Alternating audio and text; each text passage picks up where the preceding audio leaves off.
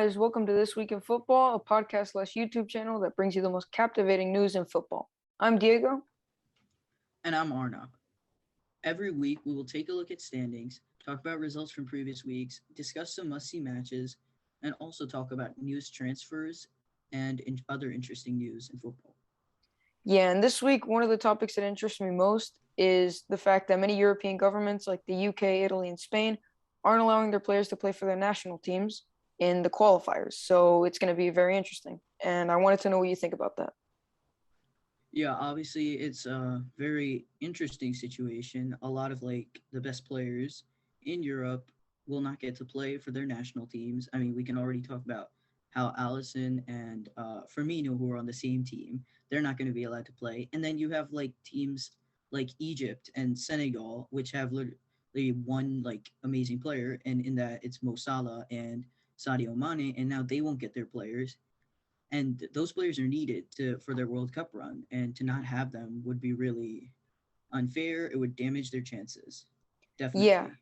and also France has also been thinking about joining on that travel ban. So that's also for Argentina. In Argentina's case, that's going to take out Messi, Paredes, and Di Maria.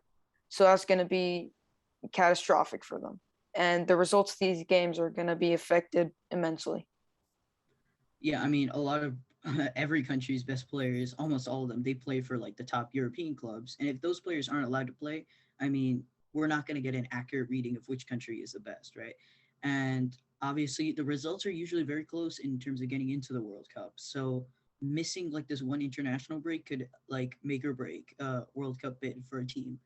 Um, I think the best solution right now is to have these governments just grant exemptions to the players so that they can play. Other than that, I mean, I don't know what they can do about it.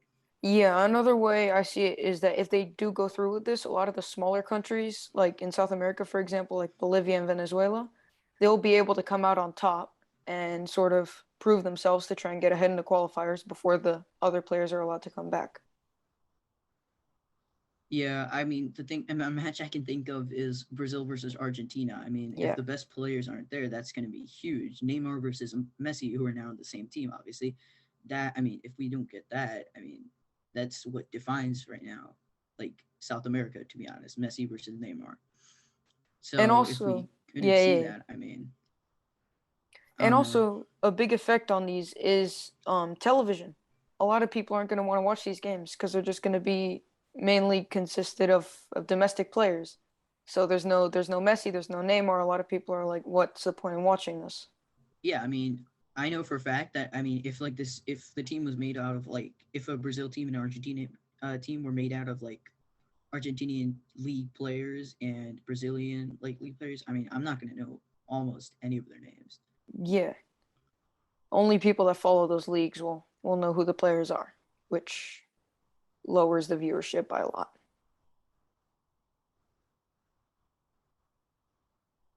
I think So that's that's good. what we wanted to discuss from the latest news standpoint on what's going on with this situation right now.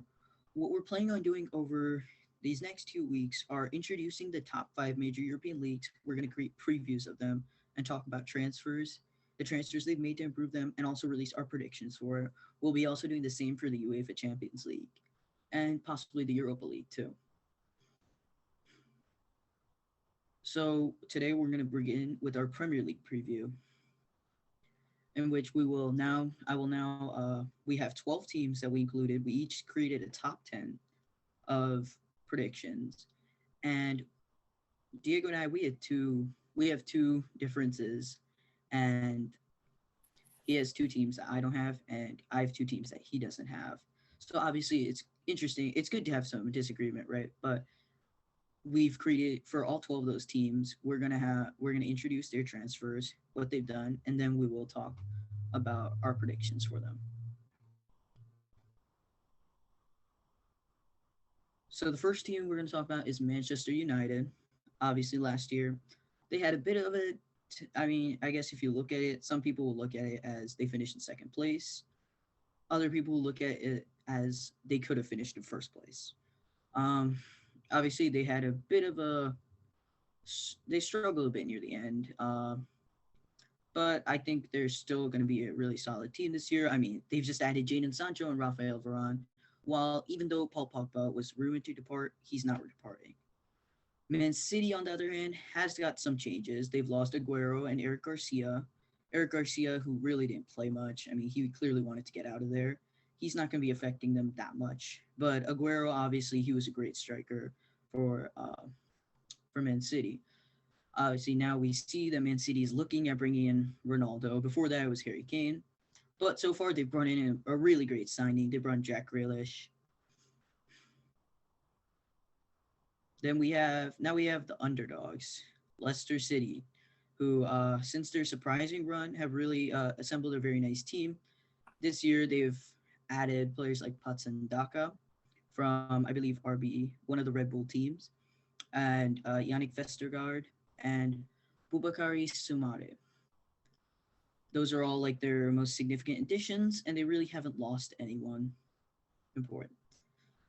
On the other hand, Liverpool has lost Wijnaldum, but they've got Ibrahima Konate. So I'd say overall, it's not much of a. Haven't had the most active of transfer markets. One team, though, that we see needed drastic changes after letting go of like their best player in a while is Aston Villa, who lost Jack Grealish, but they've gotten Emi Buendia, Leon Bailey, Ashley Young, and Danny Ings. So obviously, using all that Grealish money, they've obviously assembled a very good team. Not the team that just keeps on spending, just like Man City and Man U, but we've got Chelsea, who add Romelu Lukaku. They also lose though Fikayo Tomori. They lost Oliver Giroud. They lost Emerson, and they lost Tammy Abraham, who is a very he's a very promising striker. He's gone to Roma now, but he came through the youth academy and he was very promising. But obviously, when you grab Lukaku, there that pretty much solidified Abraham's status at the club. Then obviously we've got still like few big clubs in play before we have a few less lesser clubs. At least they're thought of as lesser, and that's Leeds, who really they just had Junior Firpo and Jack Harrison. They bring in, and Watford, who brought in Joshua King, and we also have Everton, who grew last season. They definitely had a better finish than normal. Now they have Moise Keane back from loan from PSG. They lost Walcott, Bernard, and Joshua King, but I think it could be a lot worse for them. And then we also have Wolves, who lost their goalkeeper Patricio. They brought in Jose Sa, so I'd say it's not really that big of a deal for them. And obviously, they had that great loan deal with Barcelona for Francisco Trincao.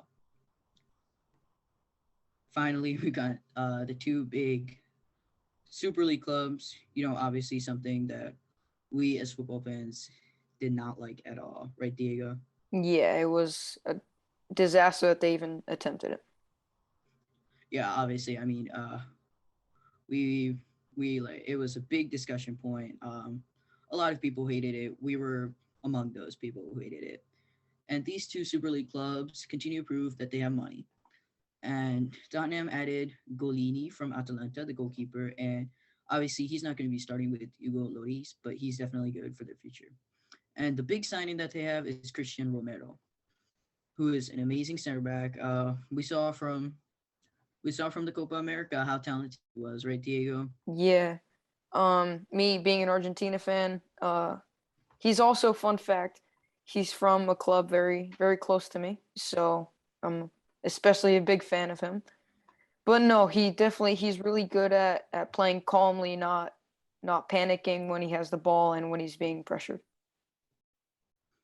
Yeah.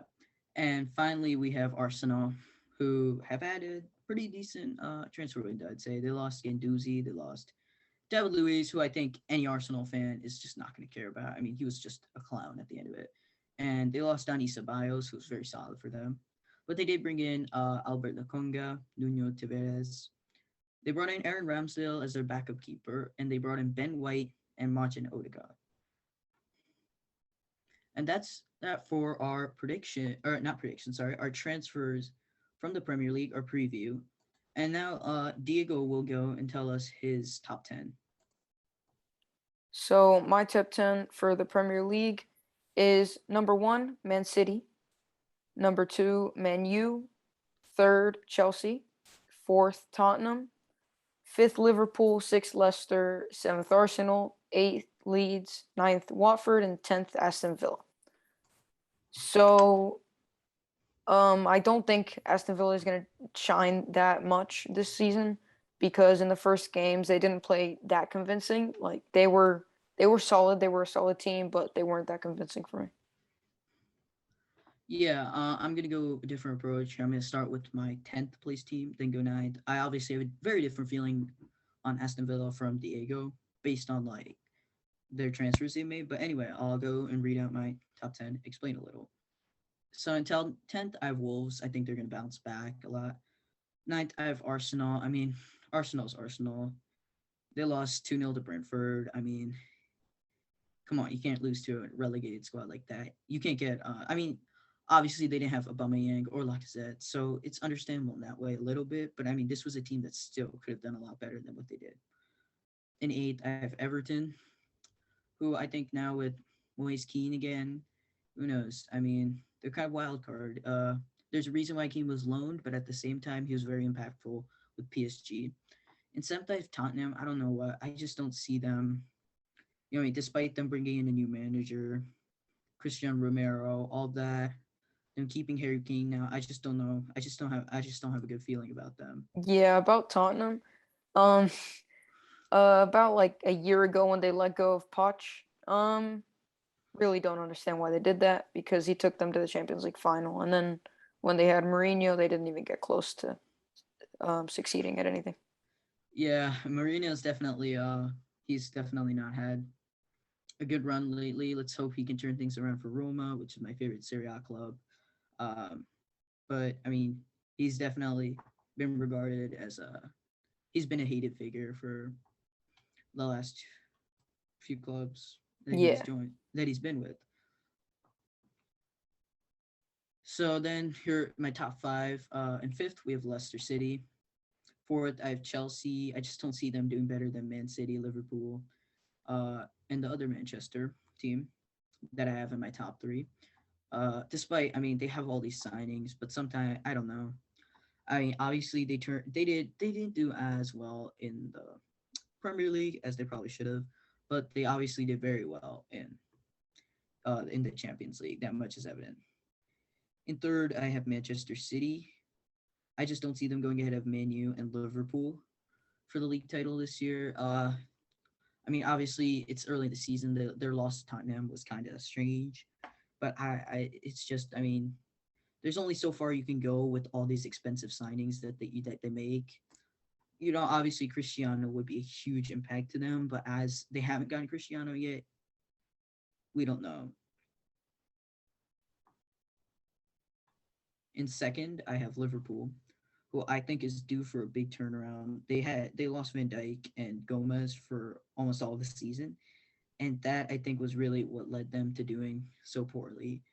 And they still nearly, obviously, they slipped near the end, had to fight for their spot in the Champions League. But I really think that they're going to have a huge turnaround this year, just getting back their two starting center backs who are very talented. I just see them going in second. And at first, I have Manchester United, who they might not be as good on paper as Manchester City, but I think they've played very well together, as evident by their 5-1 win over Leeds. And I think they're just gonna, especially with the Sancho signing, they signed Varane to help out with their defense, which was a problem last year, as Harry Maguire had Victor Lindelof as a partner, who's just not that capable compared to a very talented center back in Rafael Varane. So anyway, that's my top 10. And next, we're going to be having a discussion on La Liga's preview. So I'm going to be going over La Liga's transfers for this summer. First we're going to talk about Atletico. After a great performance in the Copa America, to be honest, they brought in Rodrigo de Paul, and that was really only their major signing this summer. Some of their departures were Lucas Torreira and Musa Dembele, who really didn't shine last year when they brought him in. For Barcelona, of course, they lost Messi, which is a club legend that's never going to be forgotten. And they also signed Depay, who's projected to play very well at the club. Aguero, who's currently injured. I'm not sure why. Eddie Garcia, who is going to play alongside Araujo. So that's probably going to be a very strong back two. And Emerson Royal, who was brought in from Betis. Then we're going to Yeah, talk and he will about, be yeah, fighting he will be fighting Dest for the right back starting job. Both are obviously very capable right backs. They're young and talented, and I think it will be interesting to see who wins out. yeah, I think it's going to be Dest. So that's, I actually think in the end it's going to be Emerson. He put together a oh, very good performance for Brazil in the Copa America, but obviously, we don't know yet. I mean, they're both young. Who knows? They might just get some sort of split and not have like a full, like, it might not just be a fully yeah, determined starting job, at least not the first season. But yeah, as of now, both are very promising.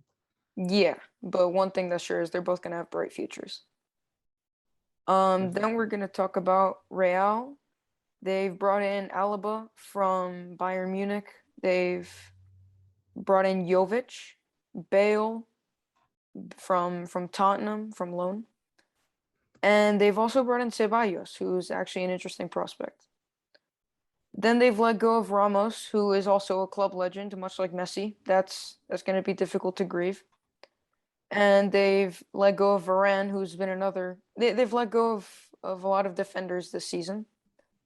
And they've also let go of Odegaard, who's pretty good in my opinion. Yeah, Um, obviously a very talented prospect. yeah. Then we're going to talk about Sevilla. They've brought in Rafa Mir and Gonzalo Montiel, who again performed very well in the Copa America. And they've also brought in Lamela, which is interesting because I haven't seen him play that well in Tottenham, so that's going to be an interesting thing to see. Then they've let go of Brian Gill. Who went in, I believe, a swap deal. I think Tottenham paid money for Gil, and they also tossed in Lamela with him. Yeah. Then Villarreal, they've added Juan Foyth, which he hasn't really played in Tottenham or played that well in the Argentina national team. So that one kind of confuses me. I think it was the loan with option to buy. Yeah, I can tell you, Um, Diego is not happy at all with Foyth. no, Uh, he's very enthusiastic, let's say, about Argentina, and seeing Foyth play was just not one of his favorite things to do. yeah, he conceded 3 goals that he shouldn't have. Like, yeah. Um, and they've also brought in Arnaud Donjuma and Boulaye Dia, and they haven't really let go of anyone, so it's just to strengthen the team this summer. Then Real Sociedad, they've brought in William Jose, who's a pretty good player in my opinion, and they haven't let go of anyone either, similar to Villarreal, sorry. And then Real Betis, they've brought in Rui Silva and Germán Pesela from, I think, Fiorentina, and they've let go of Emerson Royal, of course, to Barcelona. Then Getafe, they've brought in Carles Aleña from Barcelona, Jose Macias, and Jakob Jankto. And they've let go of Kubo, who has been in the last 2 years one of Europe's top talents or young talents. Yeah, I think he's one of the most intriguing Asian talents in a while. He's definitely a Japanese favorite, Yeah. and I think he did pretty decent at the Olympics too. And then Celta Vigo and Valencia, who really haven't been that active this summer. All So, right, so All right, I'll go. So for my top 10, what? I'm echoing.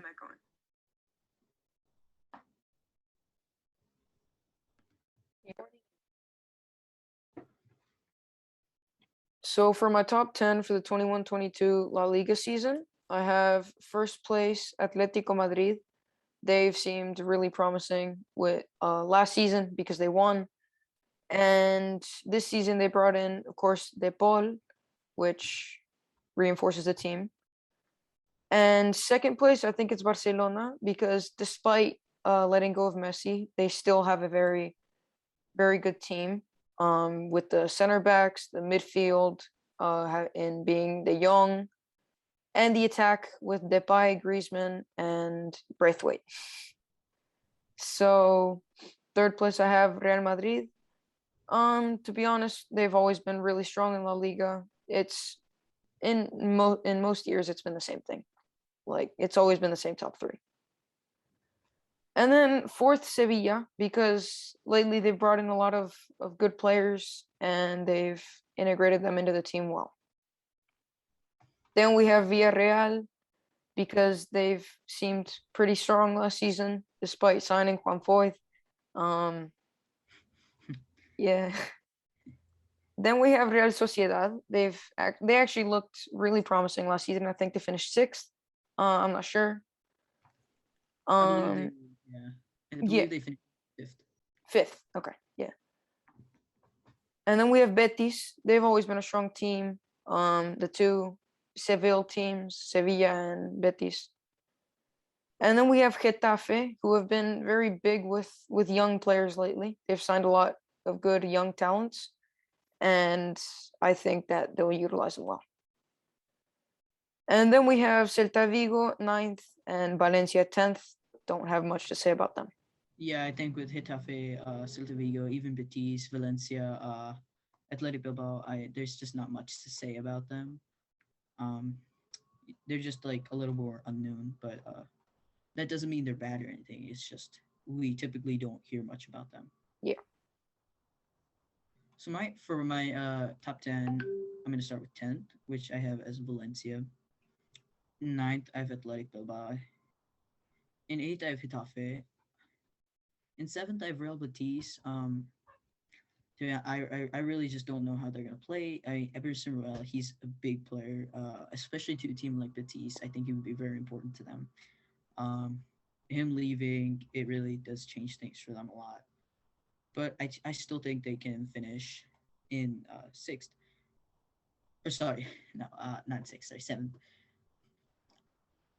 After that, I have Villarreal, who obviously they haven't really lost anyone. They've added Boulaye, who is a big prospect coming in. Not maybe not big, but obviously they're expanding on their Europa League winning team that also nearly won the Super Cup against Chelsea, which ironically Chelsea won because of Kepa, a player who has been a huge joke in the goalkeeping world.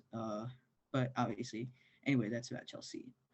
Uh, my top four, or in fifth, I have Real Sociedad, who they had the surprising signing of David Silva. They have a ton of young prospects. They have a very good player in Isak.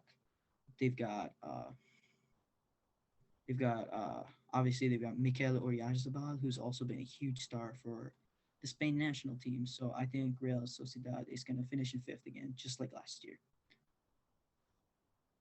In fourth, I have Sevilla. Um, they've just been lately for the past few years. They've been really good in Liga. They won the Europa League in the year before last year, and they've just continued to expand and adding players. Uh, so I think they're just going to stay pretty solid like always and have another year of Champions League football. In third, I have Real Madrid. I mean, things change a lot if they manage to grab Mbappe. But I mean, besides that, right now, I just don't see them finishing ahead of Barcelona and Madrid, which I have as my top two. Um, but obviously, we never know. I mean, Alba is a very qualified replacement for Varane, but they did lose Ramos and Varane, so it's going to be interesting to see Alba and Eder Militao together. In second, I have Atletico Madrid, Rodrigo de Paul, who obviously he played great at Copa America. He's been doing really well with Udinese as well before coming here, and they haven't really lost anyone. I think Atletico is also grabbing Matias Cunha from Hertha Berlin, I believe. He was pretty decent in Bundesliga. I think when he really drew attraction after the Olympics, in which he was probably the star.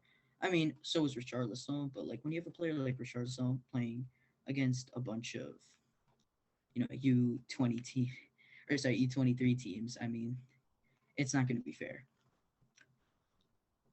And in first place, I have FC Barcelona. Obviously, Messi. I mean, he is one of the greatest of all time, if not the greatest of all time. Obviously, his departure is crushing, but at the same time, I think that it's not the worst thing based on the transfer market they had. They've solidified center back DeBron Garcia, who will probably partner with I'd say Pique or something like that. Obviously, we could see Clement Longley also get playing time there, so might be a little bit of rotation. We don't know right now. We'll see what Ronald Koeman comes with, but Garcia, I think they've definitely improved the center back position. They've also brought in Aguero and Depay, who I think those two, I think especially Depay, I love that player. I think he's gonna really do well with Barcelona. I think he's gonna succeed a lot. And to be honest, I think Depay, I think he'd do better. Him and obviously now they're also keeping Coutinho. They offered him the 10 shirt. I think players like him and Coutinho, maybe even Dembele, they could improve actually without Messi. Maybe having like, I mean, obviously now they're gonna have to carry on his shadow, so that could also put up pressure. But at the same time, they could be free now to do even better things. Obviously, my predictions could be completely wrong. Barcelona could finish fifth. For I don't know. They had a really good showing though against Real Sociedad. One thing I wanted to mention is that they have had trouble, like a lot of trouble with financial fair play. So I haven't gotten any updates, but I think they still haven't been able to register Depay, Kun, and Garcia. I think they have been able They to have? now Okay. because I think Sergio Roberto took some pay cuts, and so did Jordi Alba. I think they're definitely not happy about it, and nor should they be. I mean, the irresponsibility demonstrated by Barcelona when it comes to handling their money is just, I mean, it's annoying. And we saw the same thing with Inter Milan a little bit. But obviously, the worst situation, I think, right now, the worst financial situation belongs to FC Barcelona. Yeah. Obviously, FC Barcelona, they've been a mess. And Griezmann not taking a pay cut, it's really annoying. He's not proven himself. He doesn't deserve the wage he's been getting. Of course, it's unfair that he's being asked to now take a wage cut just because of the irresponsibility. I think it's unfair to all of the players. But then you see players like Sergio Roberto, Pique, and Jordi Alba, who have shown so much like dedication to the club that they're willing to take pay cuts, and taken a lot more of them. They've taken a lot of pay cuts, especially Alba and Roberto, and yeah, Pique too, to be honest. And I think it's really unfair for that. It's really annoying to see Griezmann not take pay cuts. But that's the kind of problems you have when you spend money, you toss around, you make these huge signings, and then they don't play well for you. Bartomeu. Yeah, definitely. Anyway, so those are our two previews for this week. Next week we'll have the Serie A preview and the Bundesliga preview. Who are obviously they've already started the leagues. They have a lot of intriguing teams in both ones, and we'll be bringing that to you next week. I would like to announce that we will be creating a website where we will show our Photoshop of the week, which is I will create each week. We'll create a Photoshop. Our plan for this week will be to create one of Kylian Mbappe at Real Madrid, and we will put it on our website. We will show it on our YouTube video if the website's not ready yet. Link in the description. Yep, and yeah, definitely. And I think it would be really funny to see a Mbappe at Real. though it's definitely realistic, to be honest. I mean, I don't know how much money Real's willing to offer, but the way they've been bidding on him, I think there's a very real no, okay, excuse that. There's a very real chance of them grabbing Mbappe. Yeah, and he Mbappe hasn't seemed very content with PSG ever since Messi's Hmm. arrival. Yeah, and actually even before that, PSG. Yeah, I mean, even it's obviously frustrating with the super team that you have to lose in the semifinals. Though to be fair, they lost to another super team in Man City yeah, this year. But I mean, still, it's really just it's got to be annoying, especially finishing in second place to Leah, who, to their credit, they assembled a very good squad. But I mean, at the same time, that it's just unacceptable to finish second to any team, especially with the amount of money they've dedicated. I mean, the amount of financial fair play rules they're probably breaking. I mean, yeah. there's just That's you can't finish second in like the worst out of the top five leagues. Finally, we've got for you some notable matches for the international break. Obviously, the two we've picked today, one is European battle from the World Cup qualifiers, and the other is from South America. The South American one will be very effective, maybe. It depends. We'll see if the governments can grant an exemption or something like that. That would obviously be very good, and that'd be really useful for these players and for the team and for the national teams. But if not, you're going to be seeing a huge change. Like, I mean, we can already see Alisson or Ederson wouldn't be in net for Brazil. You wouldn't see Messi most likely. You wouldn't see yeah. Messi playing. With You wouldn't see the Neymar playing. with the UK, Italy, and Spain bans, it said that 22 of the proposed Brazil players aren't going to be able to play, and 21 of the Argentina proposed players aren't going to be eligible. Yeah. And so our notable matches we brought to you is Brazil versus Argentina, replay of the Copa America, obviously in a less important setting, but still very important. Um, and the other one we got is Switzerland versus Italy. It's not the best one, obviously, because they're playing a lot of teams that will almost definitely not make the World Cup. But I think it's still a very interesting matchup. Switzerland's got they made a pretty good run, obviously in the Euros, and Italy winning the Euros. I mean, they did a phenomenal job. Phenomenal Yeah, job. Uh, they lost their left back Spinazzola, who I obviously like since I like Roma. I think he's finally getting the credit he deserves. And I was really glad to see him do well. It was heartbreaking to see him get injured in the way that he did, but I think we all know he's going to come back strong again. But I think Italy, obviously, they're a very talented squad. If they don't make the World Cup, that's just I don't know. That's just really yeah, there's going to but be a huge uproar from the Italian ultras and everyone. yeah, but It's remember going to that be hugely also disappointing. back in 2018 they were also extremely talented. So you never Yeah. know. I mean, obviously they weren't coming off a Euro win like Yeah, this, that's but a good it's point. still, if they lose, it's going to be a huge, especially for a country like Italy that cares so much about their Yeah, soccer team. I mean, disappointment. it will be, yeah. All right, and that is the end of this week's episode. Season 1, episode 1, I guess we'll call it, of This Week in Football. Please let us know in the comments below what you think we could improve on. Obviously, this is our first time really video recording, video editing, all that stuff. There are definitely going to be things that we'll obviously try to fix in the next time, in our next episode, which will be coming out next week. But please let us know what we could do better. We'd really appreciate it. Also, let us know your league predictions in the comments. We'd love to see them. And yeah, we'll see you guys next week.